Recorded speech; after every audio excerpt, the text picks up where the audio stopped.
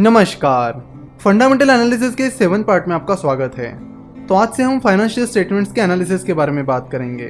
देखो, किसी भी कंपनी का एनालिसिस करना हो, चाहे वो लिस्टेड कंपनी हो या स्टार्टअप कंपनी हो, उस कंपनी के फाइनेंशियल स्टेटमेंट्स का एनालिसिस करना बहुत जरूरी होता है, क्योंकि नंबर्स बहुत सारी चीजें बयां करते हैं। तो अच्छा इन्वेस्टर बनने के लिए फाइनेंशियल स्टेटमेंट्स का एनालिसिस आपको आना ही चाहिए। तो फाइनेंशियल स्टेटमेंट्स का एनालिसिस सीखने के बाद आप बड़ी आसानी से फाइनेंशियल स्टेटमेंट्स का एनालिसिस कर पाओगे। फाइनेंशियल स्टेटमेंट्स में मेनली 3 चीजें होती है: balance sheet, profit and loss statement जिसे इनकम स्टेटमेंट भी कहा जाता है, और कैश फ्लो स्टेटमेंट। तो हम शुरुआत करेंगे बैलेंस शीट से। बैलेंस शीट को कैसे एनालाइज किया जाता है, इसे सीखने से पहले मेरी आपसे रिक्वेस्ट है कि कुछ टाइम पहले हमने यूट्यूब पर बैलेंस शीट से जुड़ी 2 वीडियोस अपलोड की थी, जिनका टाइटल था how to read balance sheet on money control part 1 और how to read balance sheet on money control part 2। तो इन दोनों वीडियोस को आप जरूर देख लीजिए, क्योंकि इसमें हमने बैलेंस शीट में जो टर्म्स होती है उनका मतलब समझाया है। साथ ही बैलेंस शीट को बैलेंस शीट क्यों कहा जाता है, बैलेंस शीट में जो हर एक टर्म है उसका मतलब क्या है, शेयर होल्डर से उठाया हुआ पैसा कंपनी के लिए लायबिलिटी कैसे होता है, ये सारी चीजें हमने उन 2 वीडियोस में पहले एक्सप्लेन की है। तो आज हम बैलेंस शीट के टर्म्स और उसके बेसिक्स के बारे में बात नहीं करने वाले। आज हम बात करने वाले कि बैलेंस शीट को एनालाइज कैसे करें। सो अगर आप ये 2 वीडियो पहले देख लोगे तो आपको आज का ये सेशन अच्छे से समझने में मदद होगी। फाइनेंशियल स्टेटमेंट्स का एनालिसिस करते वक्त जो सबसे पहली चीज हमारे दिमाग में आती है वो ये कि फाइनेंशियल स्टेटमेंट्स ढूंढे कहाँ पर।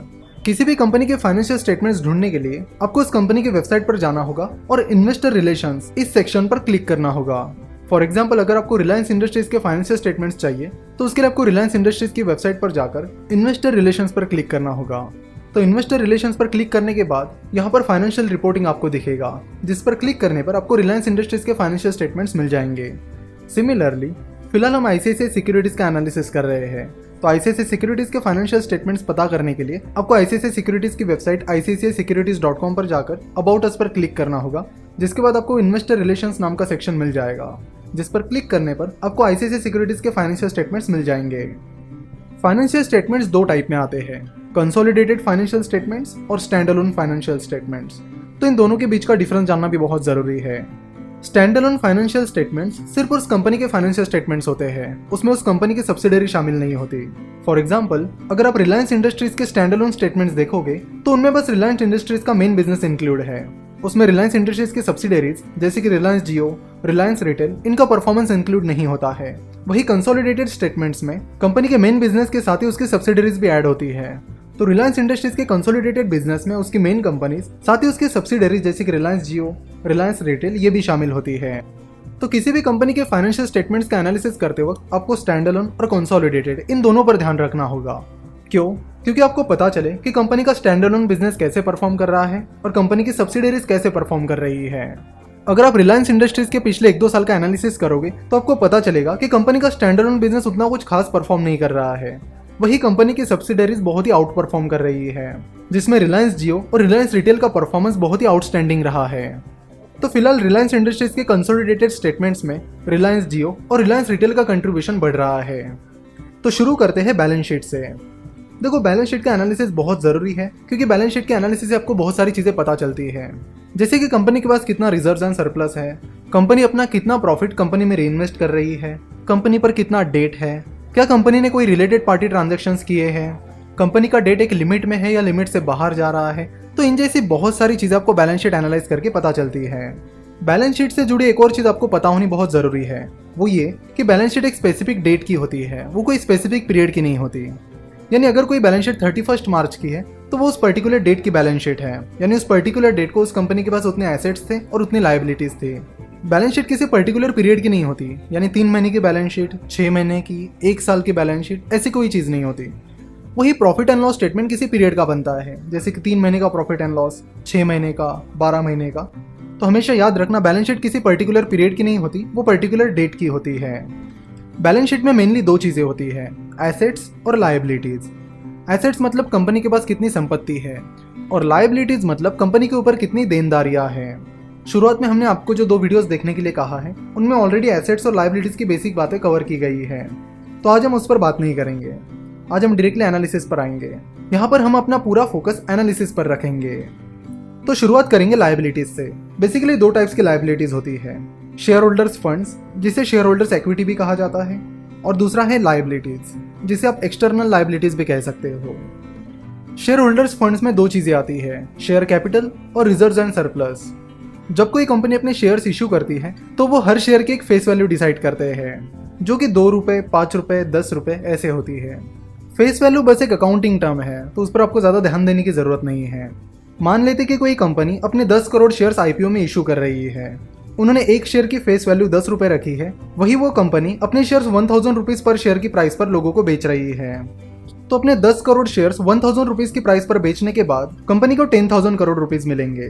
कंपनी के एक शेयर की फेस वैल्यू 10 रुपए है और कंपनी ने उस पर 990 रुपीज़ का प्रीमियम लगाकर अपने शेयर्स 1000 रुपीज़ की प्राइस पर बेचे हैं। सो अगर आप कंपनी की फेस वैल्यू को नंबर ऑफ शेयर्स इशूड से मल्टीप्लाई करोगे तो आपको कंपनी का शेयर कैपिटल मिलेगा, और फिर फेस वैल्यू के ऊपर कंपनी ने जो प्रीमियम लगाया है उसे आप नंबर ऑफ शेयर्स इशूड से मल्टीप्लाई करोगे तो आपको कंपनी का शेयर प्रीमियम मिलेगा, जो कि रिजर्व्स एंड सरप्लस में जाता है। तो यहाँ पर उस कंपनी का शेयर कैपिटल होगा face value that is 10 rupees multiplied by number of shares issued that is 10 crore is equal to 100 crore, और शेयर प्रीमियम होगा प्रीमियम जो कि 990 रुपीज है multiplied by number of shares issued that is 10 crore is equal to 9900 crore. तो ये 100 करोड़ रहेगा उस company का शेयर कैपिटल और ये 9900 करोड़ रहेगा उस कंपनी का शेयर प्रीमियम, जो कि जाएगा कंपनी के रिजर्व्स एंड सरप्लस में। रिजर्व्स एंड सरप्लस में शेयर प्रीमियम के अलावा और एक चीज होती है जिसे कहते हैं रिटेन्ड अर्निंग्स। तो चलिए देखते हैं कि रिटेन्ड अर्निंग्स क्या होती है। कंपनी को जो नेट प्रॉफिट होता है उसमें से शेयर होल्डर्स को डिविडेंड और शेयर बायबैक देने के बाद जो कुछ बचता है उसे रिटेन्ड अर्निंग्स कहते हैं, और ये retained earnings reserves and surplus में जाती है। रिटेन्ड अर्निंग एक बहुत ही इंपॉर्टेंट चीज है। अगर कंपनी की अच्छी खासी रिटेन्ड अर्निंग्स है तो उसकी मदद से कंपनी अच्छा खासा एक्सपांशन कर सकती है, और बिना डेट लिए या कम डेट लिए भी कंपनी अपना अच्छा एक्सपांशन कर सकती है। कंपनी के रिटेन्ड अर्निंग्स का एनालिसिस करने के लिए आपको देखना होगा कि हर साल कंपनी की रिटेन्ड अर्निंग्स किस हिसाब से बढ़ रही है। देखो, फाइनेंशियल स्टेटमेंट्स का एनालिसिस करते वक्त एक चीज हमेशा ध्यान रखना कि यहाँ पर कंपनी के पिछले 1-2 साल का एनालिसिस करके काम नहीं चलता है। आपको कम से कम पिछले 5 से 7 साल के फाइनेंशियल स्टेटमेंट्स का एनालिसिस करना होगा। यहाँ पर एक नोट्स नाम का कॉलम है, तो आप देख सकते हो कि रिजर्व्स एंड सरप्लस के आगे 4 नंबर लिखा है। तो रिजर्व्स एंड सरप्लस को डिटेल में समझने के लिए आपको 4 नंबर की नोट पर जाना होगा, जो कि आपको बैलेंस शीट के नीचे मिलेगी। चलो तो नोट नंबर 4 पर जाकर देखते हैं कि रिटेन्ड अर्निंग्स कैसे निकालते हैं। जैसे कि मैंने आपको पहले ही बताया कि नेट प्रॉफिट में से डिविडेंड और शेयर बायबैक सब्ट्रैक्ट करने के बाद आपको रिटेन्ड अर्निंग्स मिल जाएगी। तो नोट नंबर 4 पर आने के बाद यहाँ डी पॉइंट में आप देख सकते हो सरप्लस। तो यहाँ पर आप देख सकते हो add profit after tax for the year, जिसके सामने आप देख सकते हो कि फाइनेंशियल ईयर 2018 में कंपनी को 557 करोड़ का प्रॉफिट हुआ था। ये सारे नंबर्स मिलियन में है, इन्हें मैं आपको करोड़ में कन्वर्ट करके बता रहा हूँ।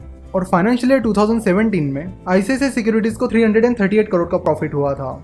जैसे कि आप यहाँ नीचे देख सकते हो कि कंपनी ने फाइनेंशियल ईयर 2018 में 177 करोड़ का इंटरिम डिविडेंड दिया है, और उस डिविडेंड पर कंपनी ने 36 करोड़ का डिविडेंड डिस्ट्रीब्यूशन टैक्स पे किया है। तो नेट प्रॉफिट में से ये दोनों फिगर सब्ट्रैक्ट करने के बाद आपको कंपनी की रिटेन्ड अर्निंग्स मिल जाएगी।